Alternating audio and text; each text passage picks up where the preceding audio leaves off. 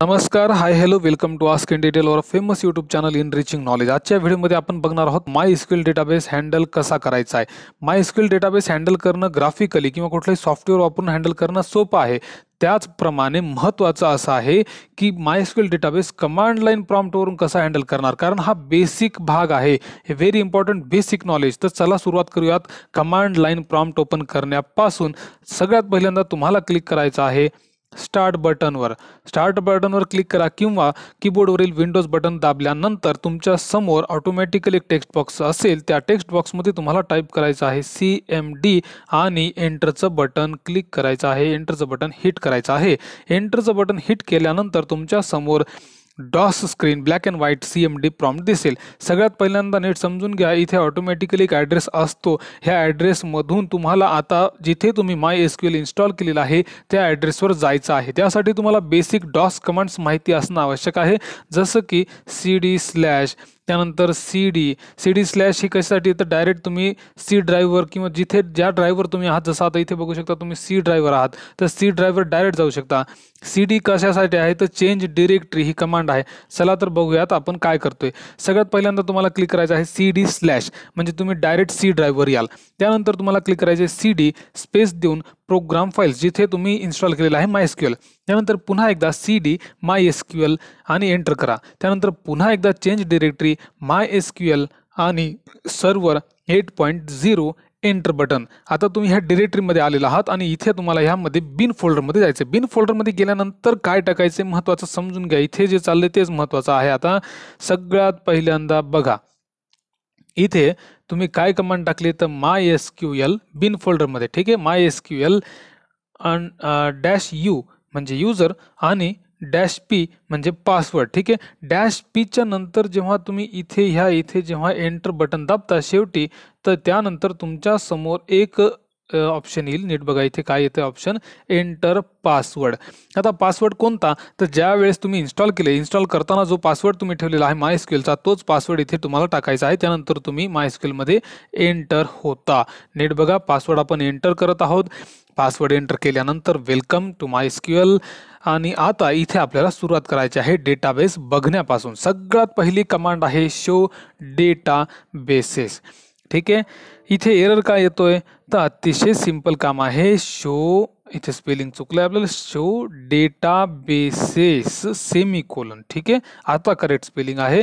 आणि इथे नीट बघून घ्या, डेटाबेसेस सगळे तुमच्या समोर दिसत आहेत. या डेटाबेसेसमध्ये नाव कोणते कोणते नीट बघा, इंडिया, त्यानंतर बरेचसे आहेत, वर्ल्ड वगैरे, ठीक आहे. ही सगळी डेटाबेसची नाव आहेत. सगळ्यात पहिली कमांड आपण बघितली आहे शो डेटाबेस. आता दुसरी कमांड आपण बघूया. तिथे शो डेटाबेस पहिली कमांड झाली. दुसरी कमांड बघायची आपल्याला की डेटाबेसेस डिलीट करणे.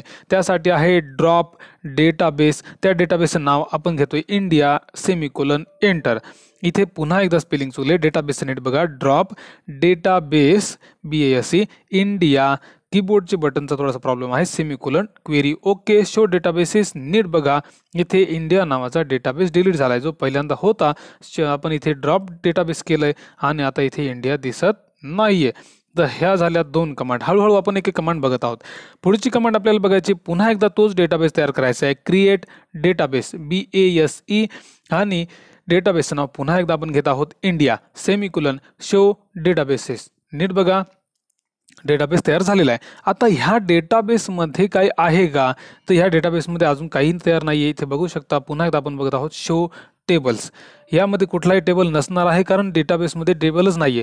तर सगळ्यात पहिल्यांदा डेटाबेसमध्ये एंटर करायचे आपल्याला. नीट समजून घ्या, जोपर्यंत तुम्ही डेटाबेसमध्ये शिरणार नाही तोपर्यंत तुम्ही तिथे टेबल तयार करू शकत नाही. तर सगळ्यात पहिल्यांदा काय करायचं आहे तर कमांड नीट समजून घ्या. इथे यूज नावाची कमांड आहे. जो डेटाबेस तुम्हाला वापरायचा, ज्या डेटाबेसमध्ये तुम्हाला एंटर करायचं आहे त्यासाठी कमांड आहे यूज. आणि यूजच्या नंतर त्या डेटाबेसचं नाव नीट बघा, use India semicolon database changed. आता ह्या डेटाबेसमध्ये शो टेबल्स केलंय, एम्प्टी काहीच नाहीये.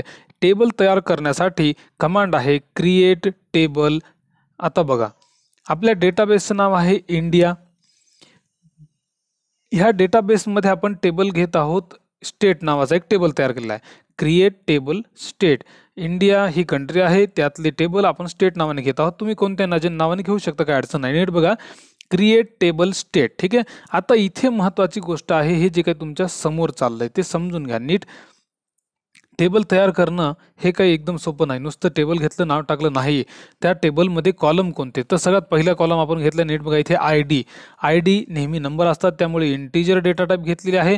इंटिजरची साईज किती असणार, सिरियल नंबर हे तुम्ही डिपेंड तुमच्यावर आहे, 1 डिजिट की 2 डिजिट. ठीक आहे. दुसरा कॉलम आपण घेतलेला आहे इथे नेम नावाचा, आणि यासाठी डेटा टाईप आहे व्हेअरकॅर. साईज तुम्ही घेऊ शकता 10, 20, 30 काही घ्या. सेमीकोलन द्यायचे सगळ्यात शेवटी पॅरेंथेसिसच्या नंतर. सेमीकोलन दिल्यानंतर टेबल तयार झालेला आहे. शो टेबल्स ही कमांड टाकूयात आणि इथे बघा स्टेट नावाचा टेबल तुमच्या समोर तयार आहे. अशा पद्धतीने आपण टेबल तयार केलेला आहे. आता टेबल तयार केलाय पण त्यामध्ये माहिती भरायची आहे, तर पुढची कमांड आहे इन्सर्ट इनटू स्टेट. बरोबर आहे. इन्सर्ट करा स्टेट नावाच्या टेबलमध्ये. इथे पॅरेंथेसिस कोणत्या 2 कॉलममध्ये, तर आयडी कॉमा नेम ह्या 2 कॉलममध्ये एंटर करा. Parenthesis close. काय एंटर करा? व्हॅल्यूज कोणत्या तुम्ही ज्या टाकाल त्या. 1 कॉमा कोटेशनमध्ये नेम देत आहोत आपण श्री.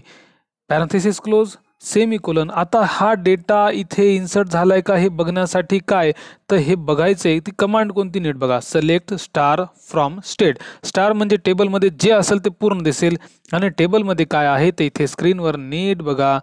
इथे इन्सर्ट केलं होतं पहिल्यांदा आपण, त्यानंतर आता इथे बघण्यासाठी आपण काय केलं, सिलेक्ट स्टार फ्रॉम टेबल, आणि टेबलमध्ये आयडी नावाचा कॉलम आहे, नेम नावाचा कॉलम आहे, त्यामध्ये 2 माहिती भरली आपण, 1 आणि श्री. ID 1 name Shri. ठीक आहे. चला तर पुढे आता ह्या डेटाला चेंज करू शकतो का, तर त्यासाठी पुढची महत्वाची कमांड आहे अपडेट. अपडेट करायचे कशाला, तर टेबलला. Update state. ठीक आहे. स्टेटला अपडेट करायचे. इथे थोडंसं मिस्टेक होते. ओके फाईन, आपण थोडंसं पुढे घेऊयात. अपडेट स्टेट व्हेअर पाहिजे इथं आपल्याला. ठीक आहे. करेक्ट. चला इथे करेक्ट आहे. ओके फाईन परफेक्ट आहे. नीट बघा इथे अपडेट करण्यासाठी काय केले, नीट बघा. आपण अपडेट करायचे स्टेट नावाच्या टेबलला. सेट नाव बदलायचे, नाव करायचे Ram. Where ID is equal to 1. ज्या डेटाचा आयडी 1 आहे, ज्या रेकॉर्डचा, त्या आयडी मधील नेम हे बदलायचे, राम करायचे. तर कसं काय चेंज केलंय का बघा, झालंय का बघा एकदा.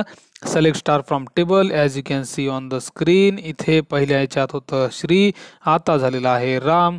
आयडी तोच आहे, नाव आपण बदललेलं आहे. ह्याप्रमाणे अपडेट झालं. आता ह्या डेटाला, ह्या रेकॉर्डला तुम्ही डिलीट देखील करू शकता. कसं करायचंय तर बघा, डिलीट पुन्हा एकदा कशातून डिलीट करायचं, कशातून तर त्या टेबलमधून. बरोबर आहे. डिलीट. आता इथे थोडंसं मिस्टेक होत आहे आपली, बहुतेक करेक्ट आहे. थोडंसं चुकलं होतं, नीट बघून घ्या.